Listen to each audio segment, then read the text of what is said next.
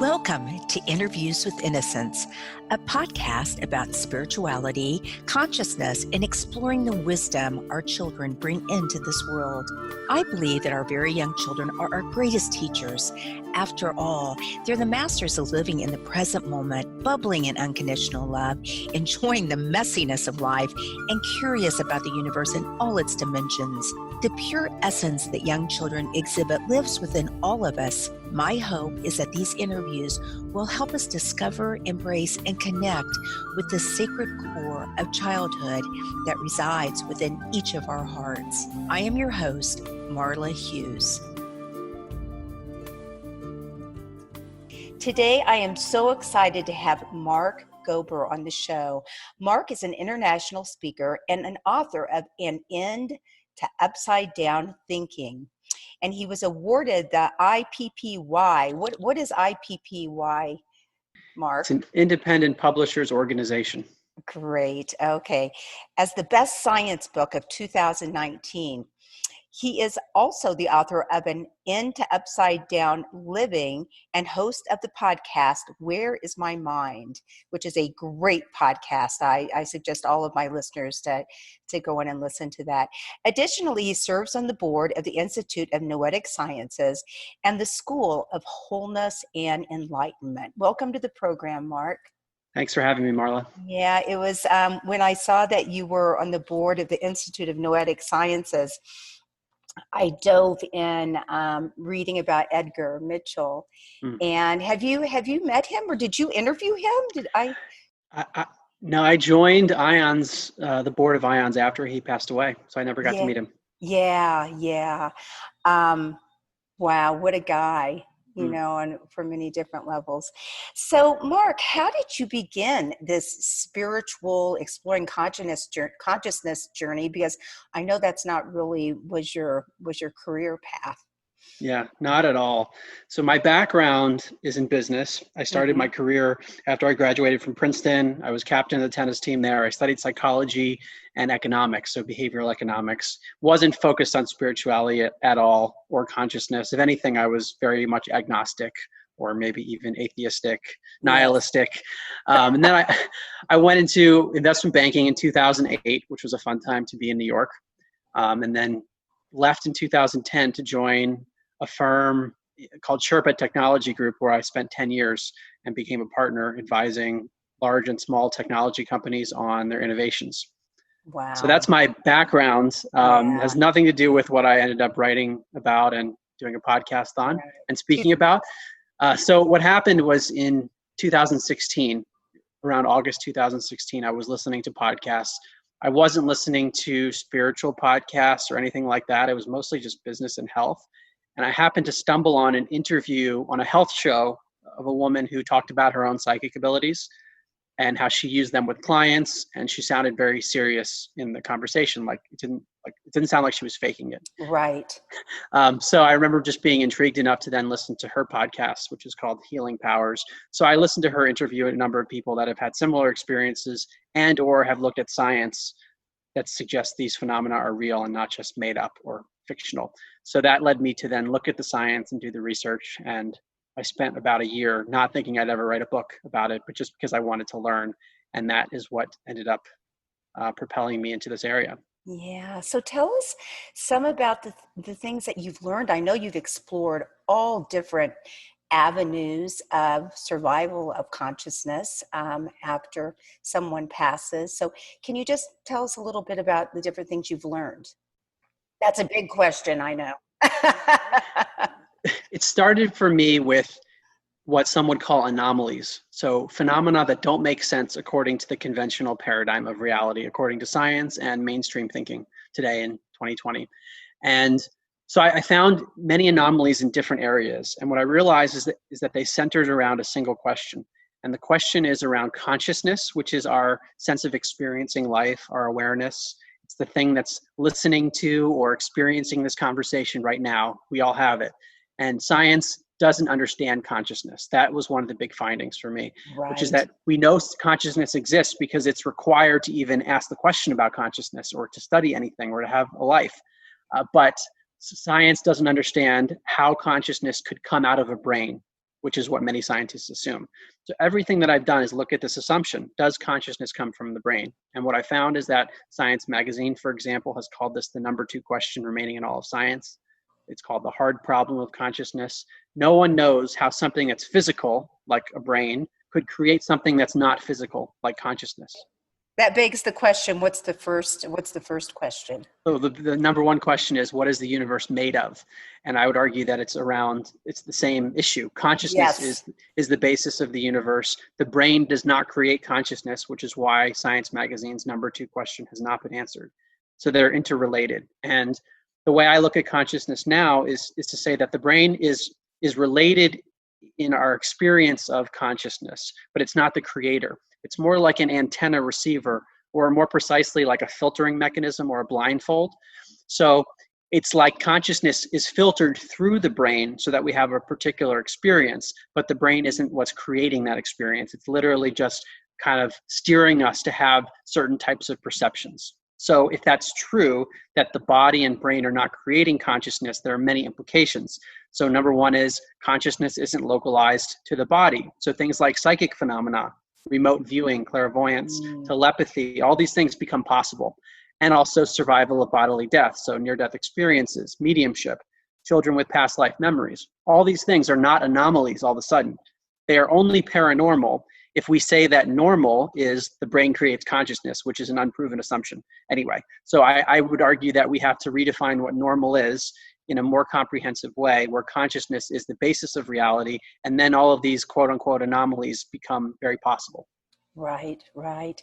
And so I guess you're talking about materialism when you speak of the old train of thought, if you will. Many believe that most just know that that's not true. That paradigm is somewhat gone. So can you just talk a little bit about that word? And you already have, but what it means briefly. So materialism, it does not mean the enjoyment of fancy things. Sometimes people get the term confused. So in my second book, I use the term physicalism, which is basically equivalent. So scientific materialism or physicalism, they refer to the idea that everything can be reduced to matter, and everything that we experience in the universe, including biological life and consciousness, emerges from matter. So if we take this back to the beginning of the universe based on what science knows, 13.8 billion years ago, there was an event called the Big Bang. It filled the universe with pieces of matter, and those are atoms. And when you have lots of atoms in this big universe, chance tells us that eventually those pieces of matter will interact with each other, and that's what we call chemistry. So we started with matter.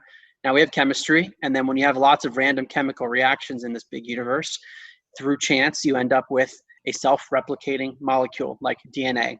So that leads you to biology, which is like a human being, which develops a brain, and from the brain comes consciousness. So this view of materialism or physicalism starts with matter, and consciousness comes at the end. Right. And the reason my book is called An End to Upside Down Thinking is that I'm placing consciousness, like many other thinkers in contemporary science and philosophy, placing consciousness at the beginning of the picture, not at the end. So consciousness is actually, in a sense, before matter, if we want to say that time is even linear, which is a separate question. But basically, consciousness is the basis of all reality rather than matter. Right. Right. You know, I remember when I was at the Science and Non-Duality Conference, where I briefly met you and listened to Donald Hoffman talk. Dr. Donald Hoffman, he's just brilliant. And he used to be a materialist. I guess that's what, scientist. And he said that now he's changed his mind. He's now, believes what we, both of us believe. But he said that his fellow scientists that are still materialists, he would argue with them that not until, they were talking about robots actually and artificial intelligence, and not until you can teach something like that, how to smell garlic, or the feeling of, sad feelings, smelling. I guess smelling would be a little bit different, but how you feel when you smell garlic, and it brings back, memories of when you're a child and things like that. I just found that really profound. I will never forget that.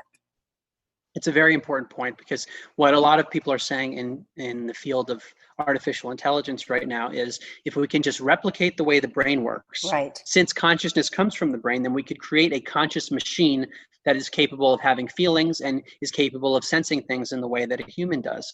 But that makes a materialist assumption that consciousness will somehow emerge from the brain. And what Right. I would argue, and I think Dr. Hoffman probably feels similarly, is that it's much more nuanced than that, that the notion that a machine could actually feel is not something that we even know. And I would argue that it's impossible.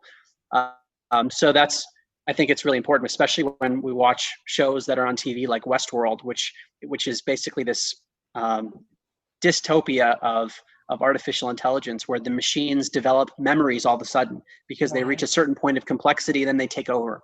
And what I would say is that artificial intelligence could be dangerous, also could be very helpful, could Right. be dangerous if the humans program the machines to do certain things, but not because the machines themselves will develop greed or human emotions, because I don't think the way we're creating machines right now is a way that is going to produce consciousness. I mean, I guess in theory we could somehow create a biological form of machinery, if that's like possible, that could filter consciousness in the way a human does.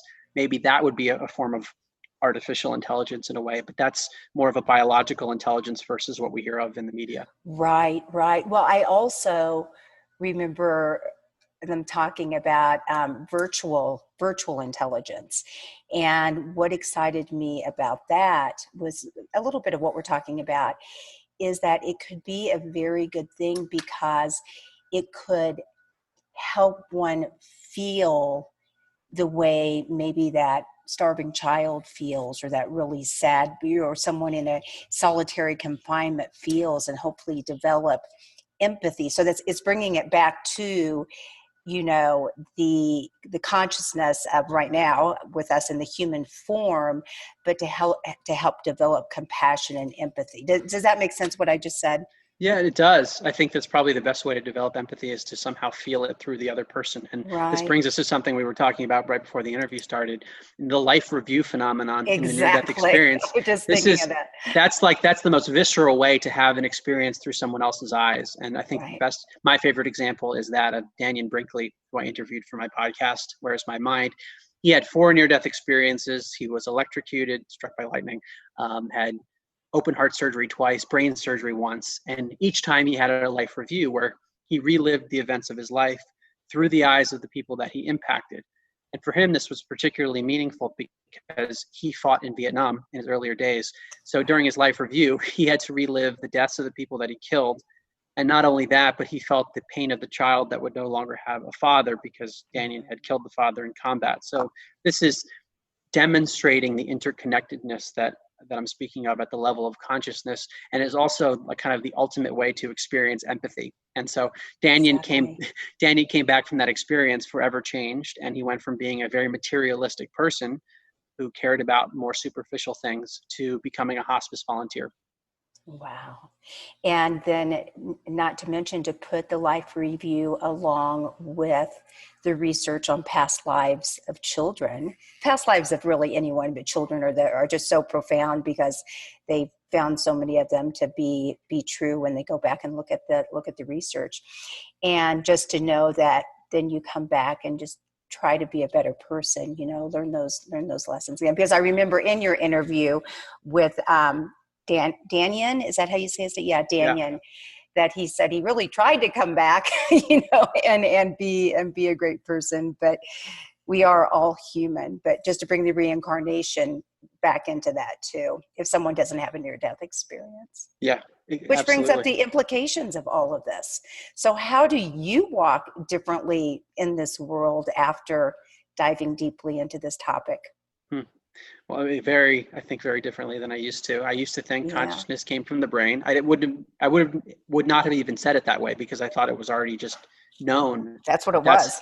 that's just what it was. I didn't even question it. So that implies then, if consciousness comes from the brain, then when the brain turns off, when the person dies, there's no consciousness, there's no memories, no thoughts, feelings, emotions, they're all gone. And I was a very literal person. I still am. And so I took that literally and thought about the implications. And so I reasoned there is no meaning to life. I could try to create meaning while I'm living, but that would be artificial and that would be a rationalization. but there's no intrinsic meaning to anything. Once I die, it's going to be over, and the universe is random. We emerged from the random combinations of pieces of matter. So why does anything matter? Even though I still went about life.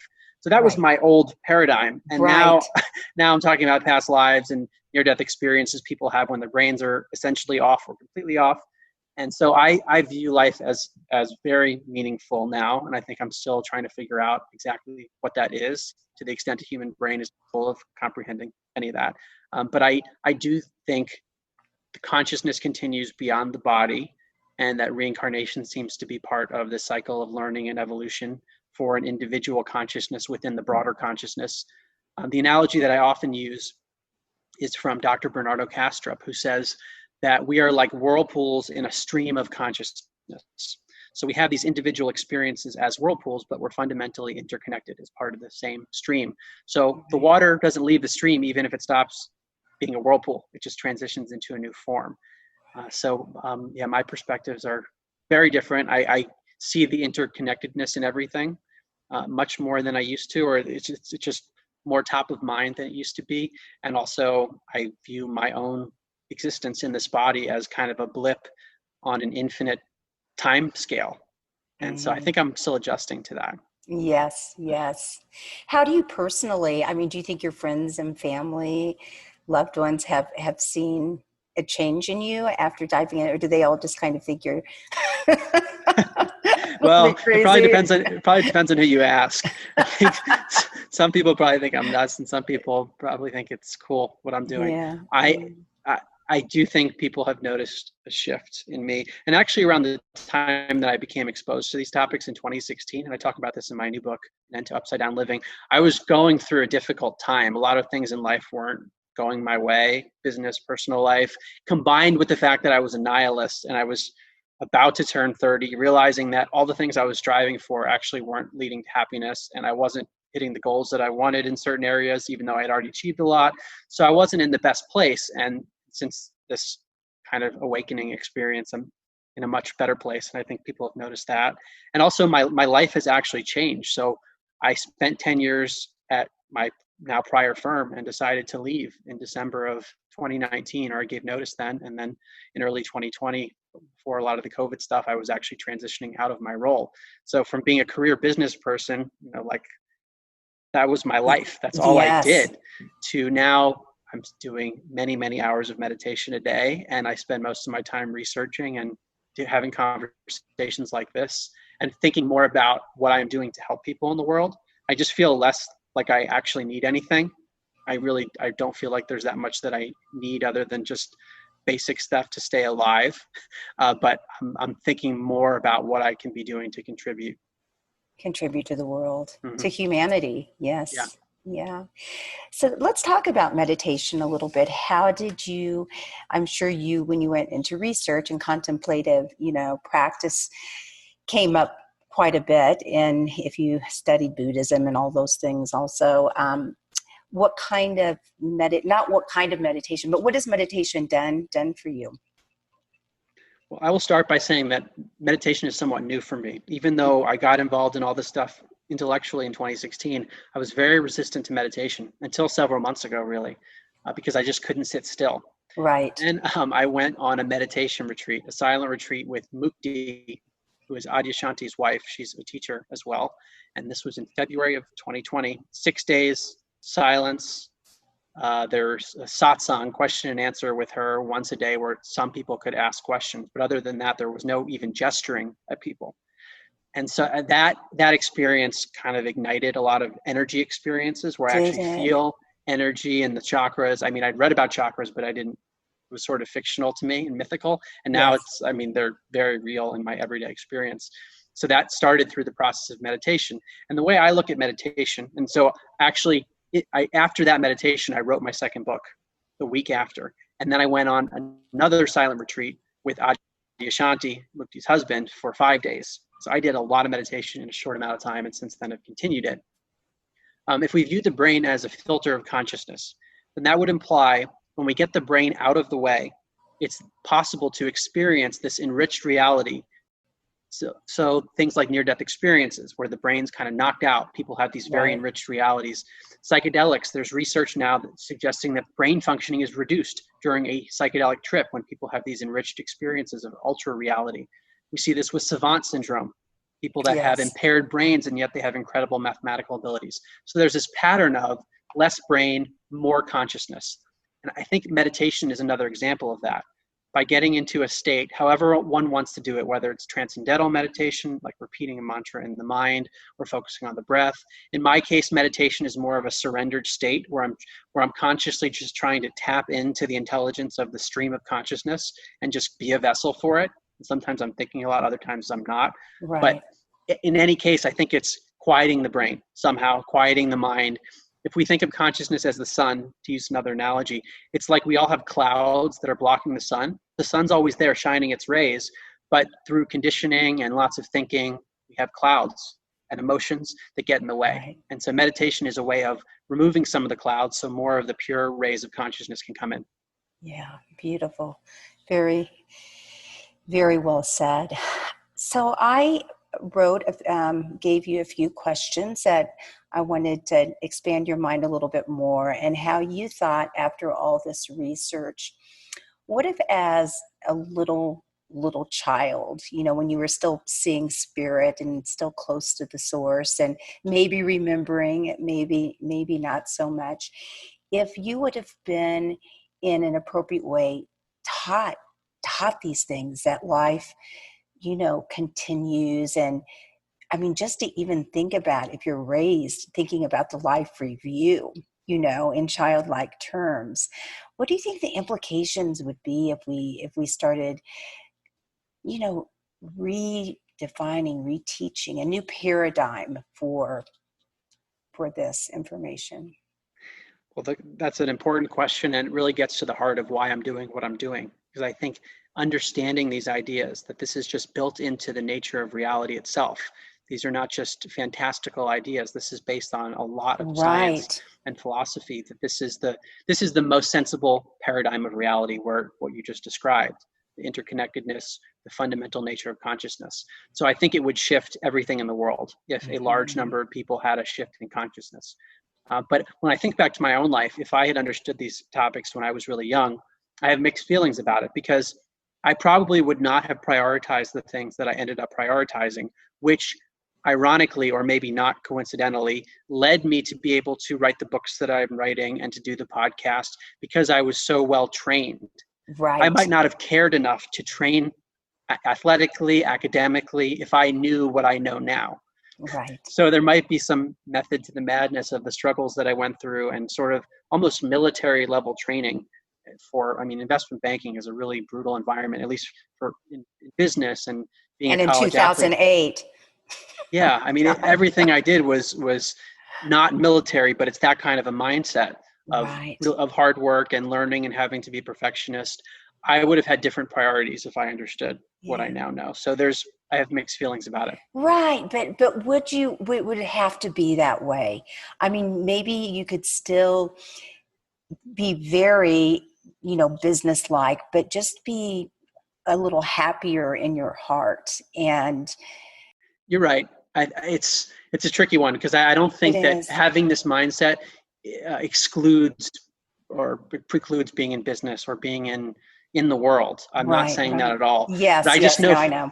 but I think for me personally, You just know knowing yourself. myself, I Right. would have prioritized things differently. I would have been a heavy meditator. Maybe, who knows? Maybe you're right. Maybe I would have just done the same things, but with a different attitude and less stress. Maybe I Yeah. still, because I like sports, I still would have done sports.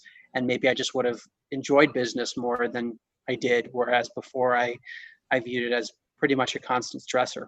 Yeah, that's an interesting thing to think about too. And are we meant to, I don't know if you want to call it remembering this conversation, but obviously we must be meant to change our paradigm because something's happening in the world. I mean, don't you believe things are transforming, and this information, I mean, just the near-death experiences in themselves, I mean, they say there's millions now, and it's not an anomaly, exactly what you said, in shared death experiences and these past lives. So I don't know, maybe it's time that we do remember and transform a bit. What do you think about what's happening in this world today in I that think sense? we have to transform because the prevailing paradigm of separation and the idea that we don't survive beyond the body, that leads to toxic thinking Yes. in the end. And even if people wouldn't acknowledge it outwardly, when push comes to shove, it will lead to very selfish behavior Hmm. and potentially negative behavior and power seeking and things like that. It will just drive people in a different direction. And my second book starts with the question, what is the overall intention of your life?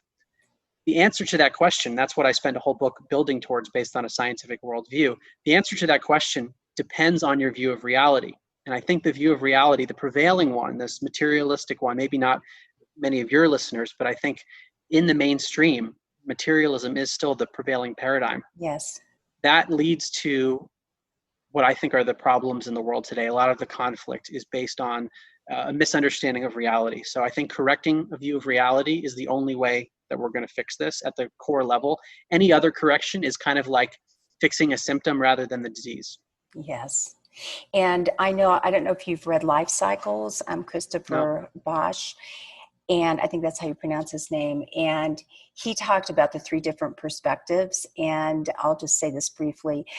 One, being a materialist is, you live, you're born, you take a while to get out from under your parents, you go to school, you go to college, you get married, you have kids, maybe you do something sort of important for the world and you have some grandkids, and then you're gone. And nothing happened, and you total dust to dust. I hate that term. But anyway, so what, it doesn't explain suffering. It's like, why does one person, and then the second perspective is that exactly like the first one, but you go to this nirvana, this heaven, or whatever you want to call it. And the third perspective is the only one that makes sense, which is reincarnation of suffering, that you plan your life, you learn the lessons, you come down, and yes, it's hard and we all suffer, but we learn, and then we come back to learn more and always try to do better and do better. And it explains in our limited mind, as you talk about, because we use such a small part of our brain, if you will, why some people end up in this world as a little child that doesn't have enough food in Africa versus, someone who ends up here in a much maybe happier home, or at least on the outside it looks that way. So I don't know, I always just found those perspectives very, very enlightening, because the others just don't explain that. What do you think of that? And you're reminding me of some of the research done at the University of Virginia, initially by Dr. Ian Stevenson and now Dr. Jim Tucker, where they've studied over 2,500 cases of children who have memories of a previous life. Sometimes they're able to find historical records that align with what the child describes. So very remarkable cases where they conclude that reincarnation is the best explanation. But in some of those cases, the children report intermission memories, a time between lives, and there's a pattern in what they describe. They often talk about beings, sort of like what's described in a near-death experience, so some kind of intelligence that's not physical. And they also talk about choosing their parents. So this is the University of Virginia seeing a pattern in over 1,000 kids, a subset of their 2,500 they had in a database that they evaluated. And they found that the children with intermission memories actually had more verified memories of a past life, which lends credibility to their intermission memories in between lives. This is, that's totally life-changing, especially like I'm thinking about my perspective 4 years ago. It's wild. And it's fascinating, it's so exciting, and it just to know that there's so much more and there's a reason for all of this. Yeah. Well, we need to wrap it up, but thank you so much for coming on. And do you have any let's talk about love. What do you think love has to do with all of this? My view on love is that it is not an emotion, but rather it is an innate quality of this single consciousness that we are a part of. So when we experience love, it is kind of a removing of whatever is veiling us from our innate nature. So when we experience love with another person, it's the recognition of ourself within that person. That's the way Rupert Spira, a non-dual philosopher, describes it. And I think that that is one of the ultimate solutions to the world's problems, is recognizing our unity. And I think a subset of that is recognizing that love is the underlying quality that connects us, because it's just built into the fabric of reality. It's not just an idea. This is what people experience when the brain has gotten out of the way. They talk about this experience of bliss and unconditional love, whether it's near-death experiences or meditation or any other thing. Right, right. When I went to a plant medicine workshop, and when I was there, they suggested that we take a picture of when you're like 2 or 3 years old, and you put it on, of course, you put it on your screenshot on your phone, and just getting back to that pure, innocent love, back to your true, authentic self. It was really powerful for me. I loved that idea. Well, I think as children, we have fewer clouds, to use that analogy, that the rays are shining through more strongly.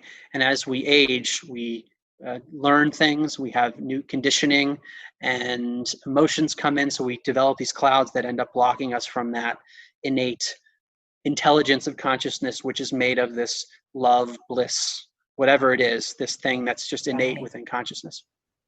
Yeah, beautiful. So do you feel like you have more love and bliss in your life? I definitely feel more of it. And I think it manifests in overall peace, which I think is another quality of consciousness. I think love and peace are kind of two sides of the same coin. And I notice it a lot more in my meditations now that I'm meditating so much, that this overwhelming feeling of peace will come over me. And that's very good. Yes, very good for many different reasons. Well, thank you so much. And if people want to find you, Mark, where would they do that in your books? My books, An End to Upside Down Thinking and An End to Upside Down Living, are available on Amazon, Barnes & Noble, all the major bookstores. My website is markgober.com, markgober.com. My podcast is called Where Is My Mind? And it's available on Apple Podcasts, Spotify, and all the major players. Wonderful. Well, thank you so much. And you have a great rest of your day. You too. And thanks for having me.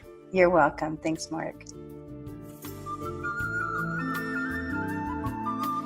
Thank you so much for listening in today. If you want to learn more about the show, you can find us at interviewswithinnocence.com and on Facebook or Instagram at Interviews with Innocence. Please write me a message, tell me what you liked, and let me know what else you would like to hear. I would love to hear from you. And if you liked what you heard, please leave us an iTunes rating and review. It helps other listeners find the show. Thank you.